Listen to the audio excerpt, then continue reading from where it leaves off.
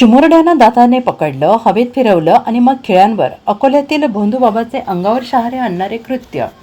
महाराष्ट्र राज्याला पुरोगामी विचारांचा वारसा लाभला आहे. असे असतानाही आजही काही भागात अंधश्रद्धेचे अघोरी प्रकार सुरूच असल्याचे धक्कादायक वास्तव समोर येताना दिसते आहे. अकोला जिल्ह्यातील मूर्तिजापूर तालुक्यातील निंबा गावात एका भोंदूबाबाने उपचाराच्या नावाखाली चिमुकल्यांच्या जीवाशी खेळ मांडल्याचा धक्कादायक प्रकार समोर आलाय.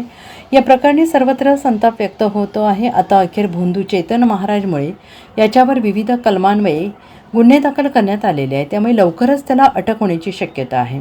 निंबा गावातील चेतन सुनील मुळे हा स्वतःला गुलाल शेषबाबा म्हणून दरबार भरवत असे. या दरबारात व्याधी आणि कौटुंबिक समस्या दूर करण्याचा दावा केला जात होता. मात्र नुकताच या बाबाचा अंगावर शहारे आणणारा व्हिडिओ समोर आला आहे.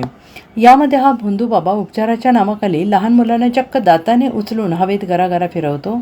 इतकेच नाही तर मुलांना खिळ्यांच्या आसनावर बसवणे यासारख्या इतर अघोरी प्रथांचा अवलंब करत तो त्याच्या आरोग्याशी खेळत होता.